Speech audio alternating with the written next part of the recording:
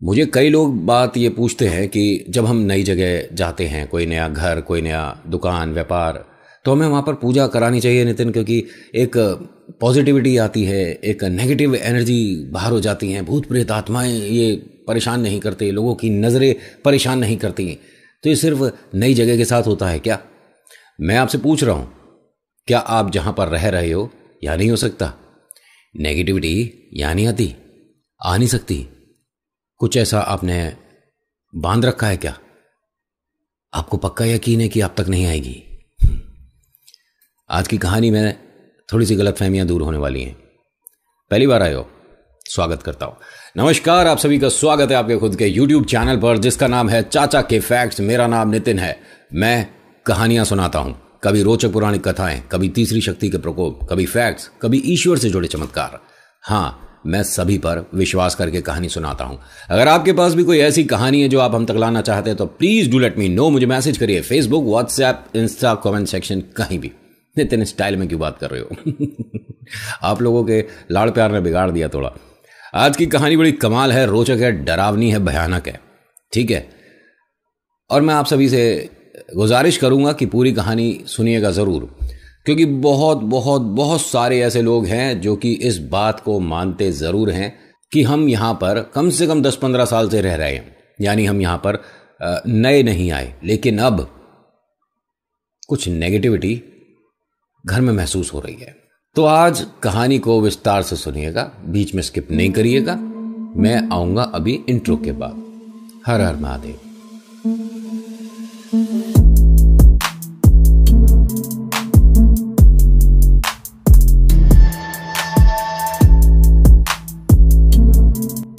कहानी शुरू करने से पहले एक छोटी सी रिक्वेस्ट कर रहा हूं। देखो, वो बात आप सभी को माननी पड़ेगी।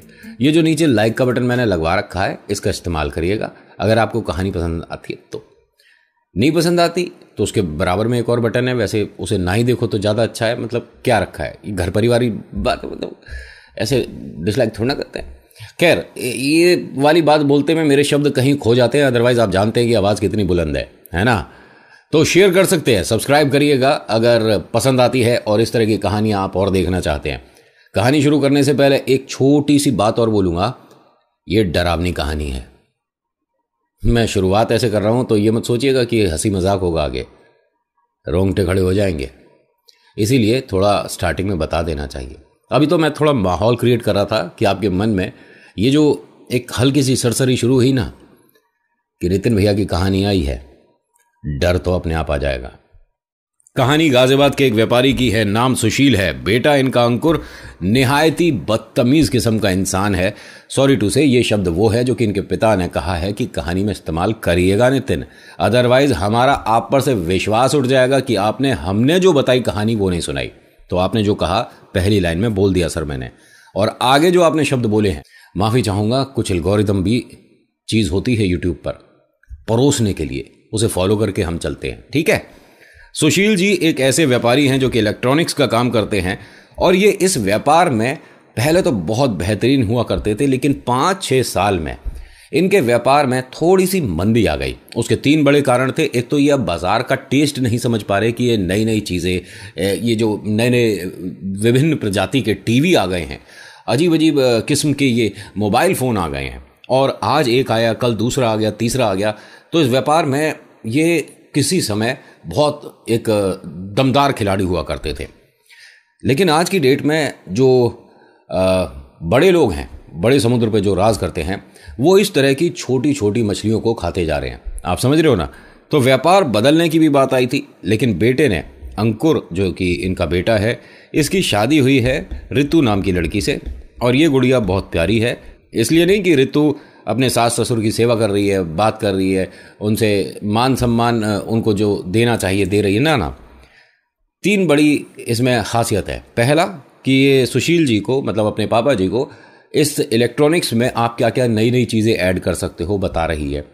मतलब कि क्योंकि देखिए, जो एक पुराना तजुर्बा है, अगर नए प्लेयर के साथ मिलकर काम करे तो कमाल हो जाता है। लेकिन ये जो अंकुर है ना, ये अपने पिता को हमेशा नीचा दिखाता रहता था, घर में भी और व्यापार में भी। इस लड़के ने 3 साल नौकरी का ट्राई करा, उसके बाद एक जगह व्यापार का ट्राई करा, पापा के बहुत सारे पैसे खराब करने के बाद घूम फिर कर ये यहाँ पर आ गया है। रितु जो हैं ये कई बार बोल चुकी हैं कि हमारा इतना अच्छा व्यापार है, आप इस पर ध्यान क्यों नहीं देते हो, और जितना जल्दी समझ जाएंगे हम उतना ज़्यादा बेहतरीन होगा। और पिता को भी, मतलब पापा जी को भी थोड़ा सा रिलैक्स का मतलब मौका मिलना चाहिए। ये पूरे दिन मेहनत करते हैं, और जो दुकान पर लड़के हैं इनकी उम्र का ये मान लीजिए कि फ़ायदा उठा जाते हैं कि नहीं आपने बाबूजी हमारे को यहाँ डिलीवरी देने के लिए नहीं कहा था, आपने हमें आधे घंटे बाद बताया, और फिर सारे हंसने लगते हैं, मजाक करते हैं। ये मेरे को बात बर्दाश्त नहीं होती। तुम पिता की तरफ से उन सभी को डांटते क्यों नहीं, और जो दुकान पर सही समय पर नहीं आता उसे निकाल बाहर करो। अरे फ्री में थोड़ी ना हम काम करा रहे हैं, पैसे देते हैं। तो उसने कहा देखो ऐसा है, मैं अब अपने पापा के पीछे कितने दुनिया से बेकार की बातें करता रहूं। अरे लेबर ऐसे ही होते हैं, जब डैडी ने गलती करी होगी। अरे डैडी जी की उम्र देख रहे हो, वो 73 ईयर्स के हैं। यहाँ से कैसे दुकान तक जाते हैं शोरूम पर, और वहाँ से कैसे आते हैं, सब कुछ मैनेज कर रहे हैं। तुम्हारे को थोड़ा सा तो समझना चाहिए। मैं तकरीबन 3 महीने से दुकान जा रही हूँ, और अगर हम इस पर मेहनत करें तो व्यापार बहुत अच्छा है, और मार्केट में हमसे बड़ा बढ़िया शोरूम भी नहीं है किसी का। बस ना जाने हम स्टॉक में कभी पीछे हो जाते हैं, कभी कभी चीज़ों में पीछे हो जाते हैं, और ग्राहक को अटेंड करने के लिए हमारे को जो लोग चाहिए ना वो कम है। मैं हर किसी से बात नहीं कर पाती क्योंकि मुझे इतनी नॉलेज नहीं जितनी पापा जी को है या तुम्हें होनी चाहिए। मैं कैसे कन्विंस करूं, मैं कैसे क्या करूं, तुम हमारा साथ देते क्यों नहीं हो। मैं आता तो हूं शोरूम, नहीं ये कोई शोरूम पर आकर काम करना नहीं हुआ। तुम शाम को 4-5 बजे आते हो, फिर उसके बाद 7 बजे से पहले चले जाते हो। पूरे दिन कहाँ रहते हो, क्या कर रहे हो, समझ नहीं आ रहा है। तो उसने कहा कि फिर मैं दुकान पर आके बैठ जाऊं सुबह से रात तक के लिए, मैं गोदाम में जाकर बैठ जाऊं, क्या करूं। उन्होंने कहा हाथ जोड़ती हूं, दुकान पर आना शुरू कर दो, इस वक्त तुम्हारी बहुत ज़रूरत है। इस लड़के ने एहसान करा, अगले दिन अपने पापा के शोरूम पर आ गया। आते के साथ ही इसने सभी लड़कों को बुलाया और कहता है कि अब से आप सभी को सुबह 9 बजे तक आना है, और जो 9 से 9:15 के बीच आया वो वापस चला जाए या आधे दिन का काम कर ले, मतलब आधी छुट्टी लगेगी। और जो 9:30 बजे के बाद आया उसे मैं कल से नौकरी से निकाल दूंगा। पहला दिन बड़ा बेहतरीन बोला इसने तो, क्योंकि देखिए थोड़ा बहुत तो आपको डोर अपने हाथ में संभालनी होती है। तो इनमें से एक आदमी है, उसने कहा कि भाई साहब इस तरह से तो बड़े बाबूजी ने भी हमसे बात नहीं करी जिस तरह से तुम कर रहे हो। तो अंकुर ने कहा कि बड़े बाबूजी ने तो बहुत सारी ऐसी चीज़ें हैं जो कि नहीं करी होंगी, मैं दिखाऊंगा यहाँ काम कैसे होता है। मैं नहीं आ रहा था तब तक तुम बहुत फ़ायदा उठा रहे थे। हमने किसने क्या फ़ायदा उठाया, हमने कभी कोई गलत काम नहीं किया। बाबूजी की हम हर बात को मानते हैं, तभी आप सब कोई 11 बजे कोई 12 बजे आ रहा है, बाबूजी की बात मानते हो। हाँ मेरी और मेरे पिता के बीच नहीं बनती तो उस चीज़ का फ़ायदा तुम सब उठाओगे।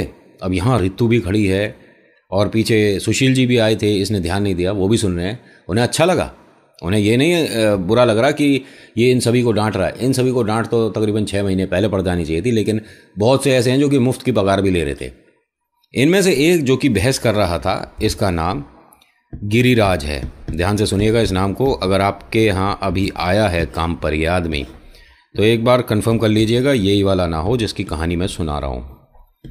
इसका नाम गिरिराज है, और ये आप जानते हैं कि मैं कौन सी शक्ति की कहानी सुना रहा हूँ, उसके बहुत करीब है। गिरिराज ने एक तरह से घुमा फिराकर अंकुर को चेतावनी दी हल्की सी, और सुशील जी इस बात से डर गए। अंकुर से क्या कहते हैं कि तुम इकलौते हो घर के, थोड़ा सा आराम से बात करो। अंकुर ने कहा कि मैं समझा नहीं आपकी इस बात का मतलब, आप मुझे डरा रहे हो। उसने कहा डराने की ज़रूरत ही नहीं पड़ती अंकुर जी, मुझे डराने की ज़रूरत नहीं पड़ती। मेरी उम्र 43 साल है, और कम से कम 18 साल का था ना मैं जब से कुछ मैं पढ़ रहा हूँ, और आज मैं इतना कुछ जानता हूँ कि मुझे कहीं जाने की भी ज़रूरत नहीं पड़ती। आप समझ रहे हो मैं क्या कह रहा हूँ सुशील जी।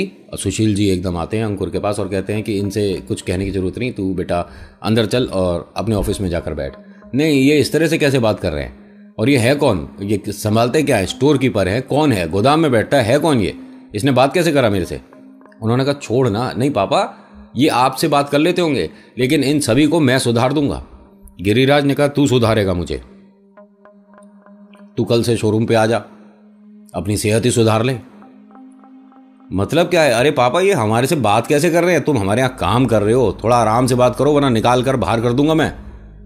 तो एकदम गिरिराज कहता है हाथ जोड़कर, अरे भैया आप गुस्सा हो गए, मैं कभी कभी इस तरह से बोल देता हूँ, मुझे सच में बहुत बड़ी मतलब शर्मिंदगी हो रही है। अब इसे समझ नहीं आ रहा ऋतु को कि यही आदमी अभी 2 मिनट पहले एक तरह से डरा रहा था, कल नौकरी आएगा, कल शोरूम आएगा, कुछ ऐसा बोल रहा था, और अब ये हाथ जोड़ रहा है।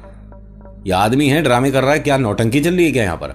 ऋतु ने कहा गिरिराज जी से कि भैया आप एक काम करो, आप जाओ गोदाम में, ठीक है, और जो देखना है आपका मैनेजमेंट जो भी है वो देखो, अभी फ़िलहाल यहाँ काफ़ी गर्मा गया है माहौल, क्यों आप ये सारी बातें कर रहे हो?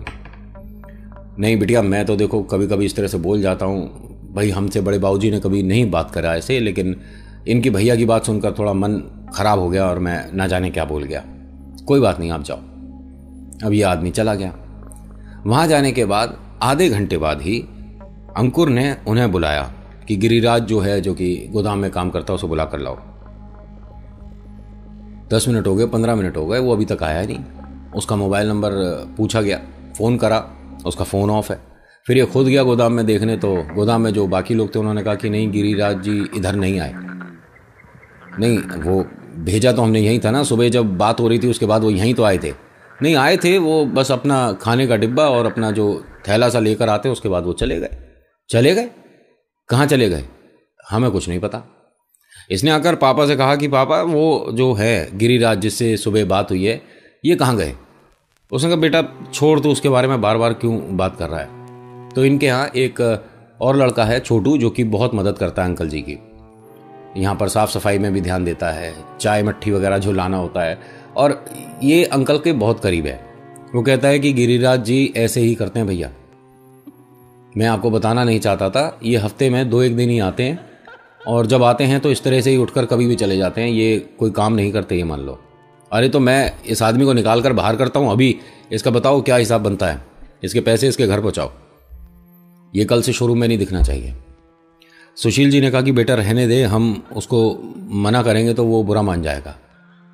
कोई बात नहीं, कितने पैसे जाते हैं, चले जाने दें। अरे पापा आप तो पैसे बांट रहे हो, ये कोई बात थोड़ी ना है, काम करता नहीं, यहाँ पर आता नहीं, हमने कोई ठेका ले रखा है इन लोगों का?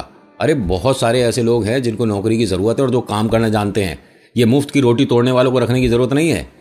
बेटा नहीं, मैं तुझसे कैसे कहूँ? अरे पापा आप क्यों घबरा रहे हो? ठीक है मैं बदतमीज़ हूँ, मुझे बात करने की तमीज़ नहीं, मैं ग्राहकों को डील नहीं कर सकता, लेकिन यहीं से सुधारना शुरू करना पड़ेगा। आप लोगों ने इन्हें सिर चढ़ा रखा है और मैंने उंगली भी नहीं थामने दूंगा। व्यापार में लगाव नहीं होते हैं, ठीक है?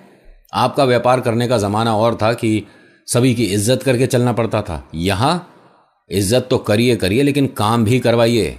देख रहे हो किस तरह से बात कर रहे हैं सारे, और वो उठकर चला गया। पैसे नहीं लेता है क्या ये?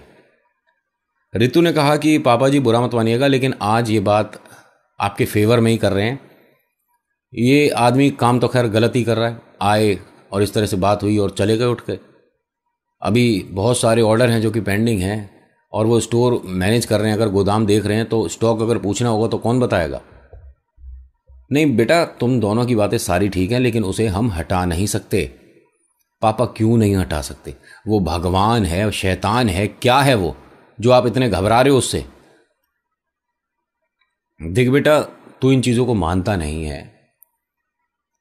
लेकिन हाँ वो आदमी, मुझे ऐसा लगता है कि जब हमारे साथ होता है, हमसे खुश होता है, तो सब कुछ अच्छा अच्छा रहता है। जब भी इसके साथ कुछ मतभेद हुआ, ये हमसे गुस्सा हुआ, तो या तो घर पर कोई विपदा आती है या दुकान से ग्राहक एकदम गायब हो जाते हैं। मैंने ऐसा महसूस करा है। ये कब से काम कर रहा है हमारे यहाँ? बेटा हो गए करीब 9 साल। 9 साल 9 साल से आप इस आदमी से घबरा कर इसे नौकरी पर रखे बैठे हो। मैं इसे 9 मिनट में बाहर कर रहा हूँ। मैं देखता हूँ कि मेरे घर परिवार या मेरे इस दुकान पर, शोरूम पर क्या करेगा ये, मैं भी देखना चाहता हूँ। बुलाया जी, जो गिरिराज जी के घर के पास रहता है आदमी, वो भी इसी शोरूम में काम करता है, उसे बुलवाया। घर जानते हो उसका? जी जानता हूँ। देखिए इस पूरे महीने में ये 5 दिन आया है, इसके पैसे इतने होते हैं, बढ़ाकर हम इतने दे रहे हैं, और इसका अब सारा पैसा हमने दे दिया, ये जाकर उसके घर पर दे के आओ अभी। आप गिरिराज भैया को हटा रहे हो? हाँ क्यों, तुमसे पूछना था क्या? नहीं बाबूजी, सुशील जी, अंकल जी। बेटा नहीं मान रहा, ये मैं क्या करूं? अंकुर भैया आप सुनो तो सही। अरे मुझे किसी की नहीं सुननी। ये अभी जाकर उसे पैसे देकर आओ और उसे कह देना कि कल से शोरूम में दिख ना जाए, पैर ना रख दे वो हमारे शोरूम में, समझ आ गई? रितु कहती है कि एक बार इनकी बात सुन तो लो, ये कहना क्या चाह रहे हैं। अंकुर ने कहा कि अरे हुआ क्या है, पापा को वो इस तरह से डराकर काम कर रहा है यहां पर, मैं नहीं डरूंगा इस आदमी से। तो यहाँ बहुत सारे लोग जो इनके शोरूम में काम करते हैं सब इकट्ठे हो गए और हाथ जोड़ते हैं कि अंकुर भैया जाने दो, उसे मत हटाओ। अरे तुम सब उसकी तरफदारी कर क्यों रहे हो? नहीं भैया, हम सभी ने उसका बहुत भयानक रूप देखा है। मतलब? वो एक बार गोदाम में बैठकर बड़ी भयानक सी कोई पूजा कर रहा था और वो बाबूजी ने देखी। उसके बाद से बाबूजी के मन में डर बैठ गया। बाबूजी ने हम सबको भी बताया और हमने फिर जब बाकी लोगों से पता चला तो उसके साथ थोड़ी बातचीत करनी बंद कर दी है। वो आता है, कुछ कहता है तो सुन लेते हैं, लेकिन हम अपनी तरफ से उससे ज़्यादा बात नहीं करते। मतलब हमारे शोरूम में किसकी पूजा कर रहा है? और अगर पूजा कर रहा है तो इसमें घबराने और डरने वाली क्या बात है? तो उसके पापा ने कहा कि वो शैतान की पूजा करता है, इसलिए उसे हटा नहीं सकते। पापा अब मैं ज़रूर हटाऊंगा। हमारे इस शोरूम में कोई इस तरह का काम कर रहा है और आप उसे हटाने में संकोच कर रहे हो। गिरिराज का घर बताओ, मैं खुद देकर आऊंगा। पापा ने उसका हाथ पकड़ लिया और कहते हैं कि बस, इससे ज़्यादा कुछ नहीं, तुझे जाने की बिल्कुल ज़रूरत नहीं है और ये पैसे भी देने की ज़रूरत नहीं है। जैसा जो चल रहा है चलने दो। मैं नहीं चलने दूंगा। अरे तू कैसे, मतलब यहां सभी के सामने क्यों नाक कटा रहा है? मैं कह रहा हूं मेरी जेब से जा रहे पैसे जाने देना। हमारे कितने पैसे जाते हैं पापा, ऐसे तो ना जाने यहां पर और कितने निकल आएंगे। कौन कौन ऐसा है जो कि टाइम पर नहीं आता? कम से कम 9 लोग तो हैं ना जो अभी 11-12 बजे आए हैं। शोरूम 9 बजे खुलता है। क्या कर रहे हो आप? जब मुझे कहते हो कि व्यापार पर ध्यान दे, अब मैं दे रहा हूं तो मुझे आप खुला नहीं छोड़ रहे। मुझे करने दो मेरे मन की। तो सुशील जी ये कहते हैं, अगर तुझे अंकुर मेरी बात माननी ही नहीं और मेरा मान सम्मान रखना ही नहीं तो मैं यहां पर कर क्या रहा हूं, मैं घर चला जाता हूं। जैसे ये शोरूम के बाहर जाने वाले थे, अंकुर आवाज देता है अपने पिता को, सुशील कहां जा रहा है तू? अरे बुढ़े कहां जा रहा है? मैं आई हूं और सुनने में आया है कि तेरा बेटा बहुत बड़ा हो गया है। तेरे बेटे से मिलने आई हूं। कहां है ये? और ये बोल कौन रहा है? अंकुर। रितु क्या बोलती है कि ये तरीका है बात करने का और ये किस तरह से, कौन सी टोन में बात कर रहे हो और पापा का नाम ले रहे हो तुम? अब ये जैसे ही रितु ने बोला, रितु के पास आता है और रितु की चूड़ियां, रितु के झुमके वगैरह देखकर बहुत खुश हो रहा है। कहां है तेरा पति? सुशील कहां है तेरा बेटा? अब ये सुशील जी रोने लग गए। उनकी आंखों में आंसू हैं। वो जानते थे ऐसा कुछ होना है, लेकिन इतनी जल्दी होगा ये नहीं पता था। छोटू है वो आता है और सुशील जी का हाथ पकड़कर उन्हें अंदर शोरूम में बिठाता है एक सोफे पर और कहता है कि अंकल जी, मुझे कहना तो नहीं चाहिए, लेकिन ये गिरी जी को जाकर हमें माफ़ी मांगनी चाहिए। ये भैया के साथ जो हो रहा है आप जानते हो ना, ऐसा एक ग्राहक के साथ भी हो चुका है पहले। वो कहता है कि बेटा मैं तो कह रहा था लेकिन मेरी कोई मानता नहीं है, मैं क्या करूं? मैं तो उसके घर नहीं जा सकता। तू जानता है कि एक बार जब मैं गया था तो मेरे घर पर क्या हुआ था। घर के हर सदस्य की तबीयत खराब हो गई थी। पता नहीं वो क्यों हमारे साथ ऐसा कर रहा है। रितु ने ये बात सुन ली और उसने कहा कि ये टोने टोटके हैं क्या? बिटिया तू इससे दूर रह और एक काम कर, तू ड्राइवर को फ़ोन कर, गाड़ी मंगवा और इसको लेकर घर चली जा। गिरिराज जी से जो भी बात करनी है। गिरिराज जी? रितु कहती है कि आप उस बदतमीज इंसान के लिए ऐसा बोल रहे हो? अरे जो आपकी इज्जत नहीं करता, जो आपकी दुकान पर, आपके घर पर, आपके परिवार पर इस तरह का ये टोने टोटके करता फिर रहा है, आप उसको इज्जत देते फिर रहे हो। मैं तो इसका कंप्लेंट करूंगी, अभी मैं फ़ोन करती हूँ। ने कहा नहीं, ये आप नहीं कर पाओगे। कैसे, क्या कहोगे? भूत प्रेत आत्माएं होते हैं? नहीं पापा, मतलब वो आपको एक तरह से डरा रहा है। नहीं, डरा नहीं रहा, बस हम उसका सम्मान करते हैं।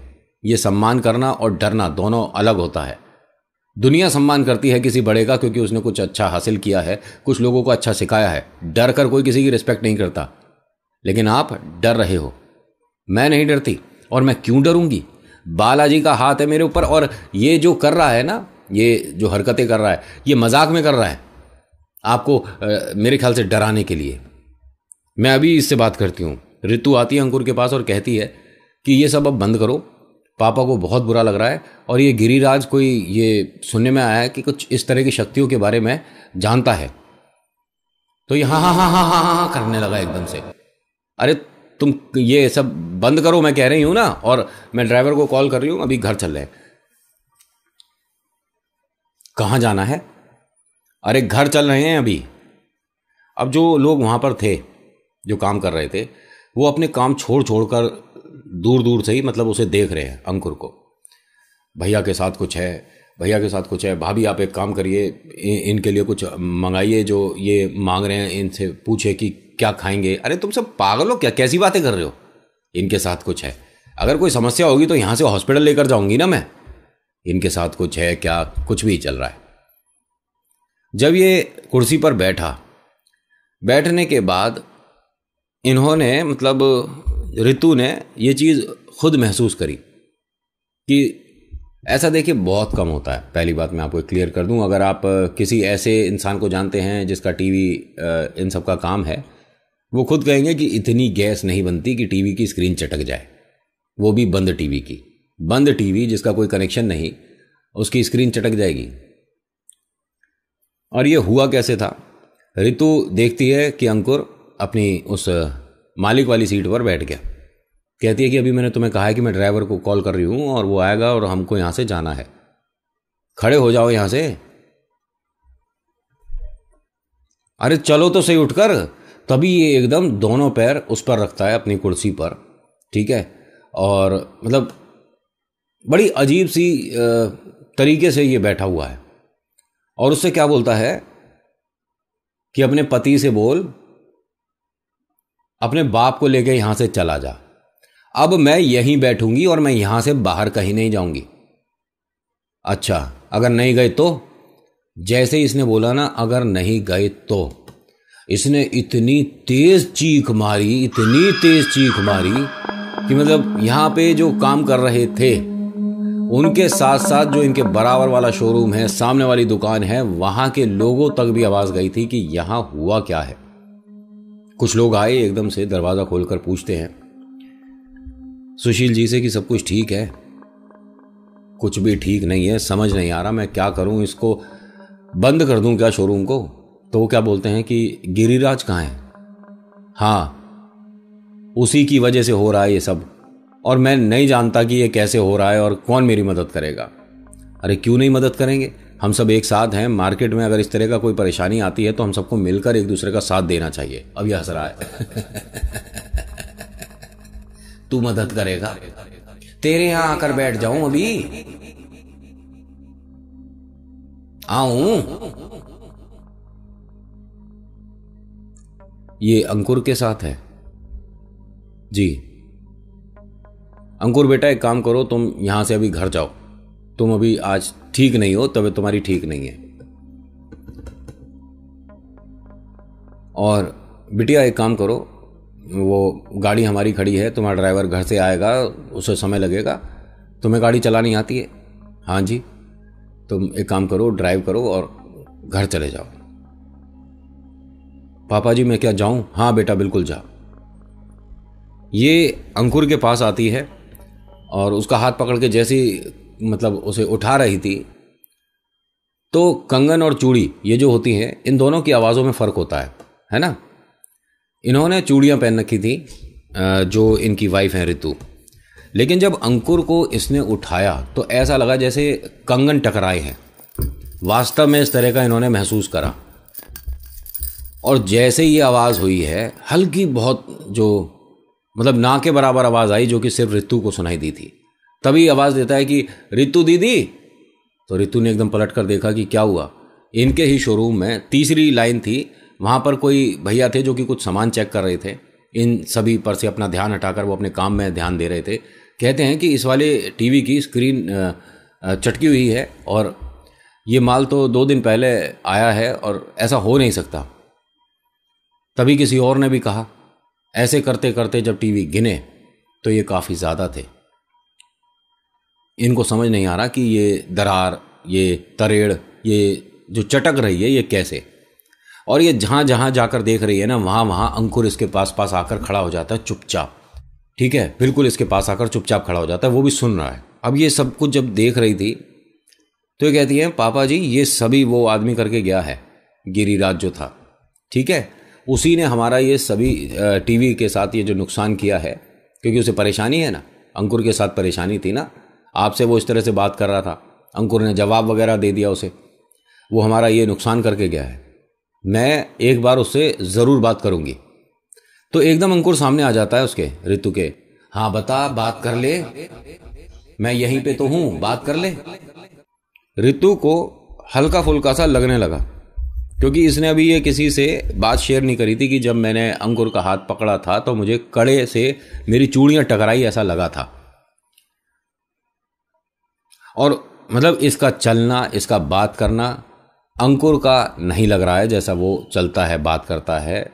आवाज़ नहीं बदली है, आवाज़ तो वही है जैसी कि होती है। ऐसा नहीं कि ये मर्द है और फीमेल का आवाज़, ऐसा कुछ नहीं है, आवाज़ उसी की थी, लेकिन उसका टोन चेंज हो गया था। वो बाहर तक अंकुर के साथ आई है। सामने वाले शोरूम जिनका है भाई साहब का, उनकी गाड़ी लेती है, इनको गाड़ी में बिठाती है और ये घर के लिए चली जाती है। ये सब जो हुआ दोपहर के 1 बजे तक हो चुका था। इनके पापा जी ने आज जैसे तैसे शोरूम में काम किया, डरते डराते, बड़े अजीब से मन से। रात को 8 बजे इस शोरूम को बढ़ाकर, मतलब दुकान बंद करके घर पहुंचे। घर पहुंचने के बाद देखते क्या हैं कि वो जो सामने वाले हैं भाई साहब, जिनकी गाड़ी से बहू और बेटा आए हैं, उनकी गाड़ी यहाँ खड़ी नहीं है। अपनी धर्मपत्नी से कहते हैं कि सब कुछ ठीक है। उन्होंने कहा हाँ सब कुछ ठीक है, क्यों, क्या हुआ? नहीं, अंकुर और ऋतु आए होंगे ना, उनकी गाड़ी भिजवा दी क्या? अंकुर और ऋतु कहाँ आए हैं? नहीं, दोनों ऑफिस से, शोरूम से आ गए थे ना, दोपहर 1 बजे करीब वो घर पर आ गए थे, क्योंकि शोरूम में कुछ बात हो गई थी। आज शोरूम में बात हो गई थी, मुझे कोई कुछ बताता क्यों नहीं है? किससे बात हो गई, क्या हो गया? कस्टमर के साथ कुछ मतभेद हो गया? कस्टमर के साथ नहीं, ये वही इंसान है जिसके साथ एक बार पहले भी बात हो चुकी है। गिरिराज के बारे में बोल रहे हो? हाँ, तो इसमें ऋतु और अंकुर कहाँ से आ गए? उसने अंकुर पर, ऐसा मुझे लग रहा है कि कुछ छोड़ा है कुछ। तो एकदम कहती हैं कि अंकुर है कहाँ? नहीं, अंकुर आ चुका है ना, घर पर तो आया है ना। तुम ये बेकार की बात क्यों कर रही हो कि ऋतु और अंकुर नहीं आए? नहीं, वो दोनों यहाँ नहीं आए हैं।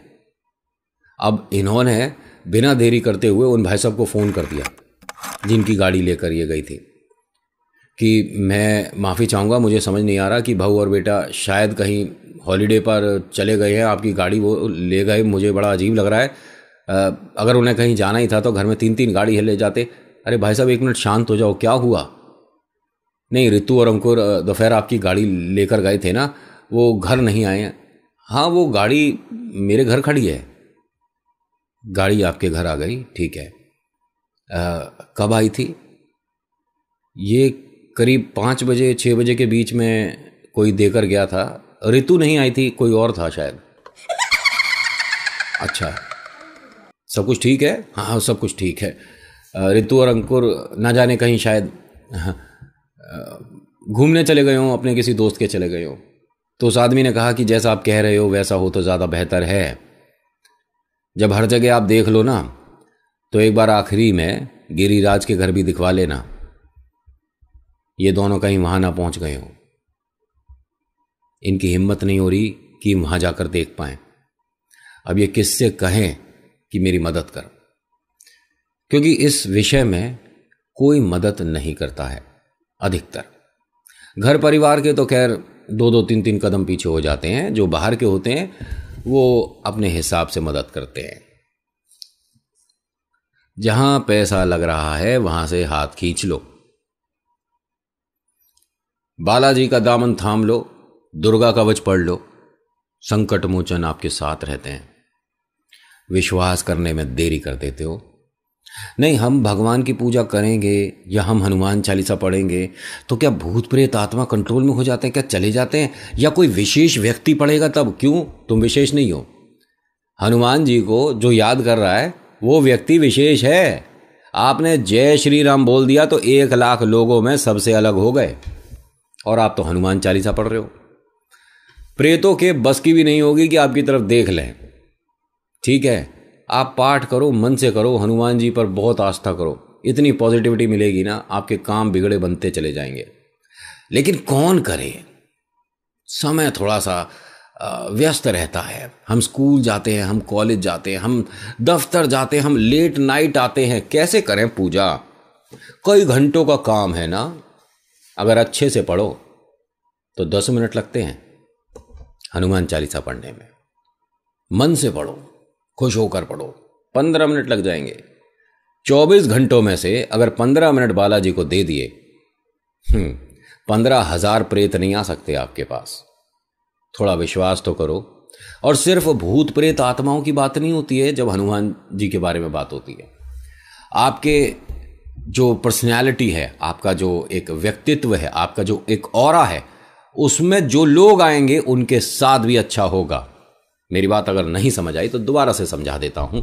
अगर आपने हनुमान चालीसा का पाठ शुरू कर दिया, और ऐसा नहीं कि सिर्फ मंगलवार को, मैं हमेशा के बारे में बोल रहा हूं, अगर आपने शुरू कर दिया तो आपके आसपास एक ऐसा चक्र बन जाता है कि उसमें जो भी कोई आएगा, आपका मित्र, आपका बॉस, आपका रिलेटिव, आपके घर का कोई भी मेंबर, उसके साथ भी अच्छा होना शुरू हो जाएगा। आपके साथ तो कमाल होंगे ही। और अभी नहीं हो रहे, लेकिन आप बहुत समय से हनुमान चालीसा पढ़ रहे हो, तो ये सोचिए कि इससे बुरा समय भी हो सकता था, बालाजी ने थाम रखा है। ईश्वर पर विश्वास करो, चमत्कार कौन कहता है नहीं होते। 101% आपके साथ चमत्कार होगा। जो आप चाहते हो वो सब होगा। बस थोड़ा सा आपको कंट्रोल करना पड़ेगा, जैसा कि सुशील जी ने किया है। अभी सुशील जी ने अपने ऊपर कंट्रोल किया। वो चाहते तो हैं जाकर देखा जाए गिरिराज जी के घर पर, लेकिन अपने ऊपर कंट्रोल किया कि मैं वहां नहीं जाऊं। लेकिन इनके साथ आगे हुआ क्या, पता पड़ेगा अगले भाग में। आज की कहानी में इतना ही। आज की कहानी आपको कैसी लगी बताइएगा ज़रूर। अच्छी लगी तो please hit the like button. कुछ कहना चाहते हैं तो कमेंट में जो मर्जी जो आप कहना चाहते हैं कहिएगा। ईश्वर पर विश्वास करो, चमत्कार होते हैं। So thank you so much for watching. मेरा नाम नितिन है। मुलाकात करूंगा आपसे एक अगली वीडियो में। हर हर महादेव, जय भोलेनाथ। धन्यवाद।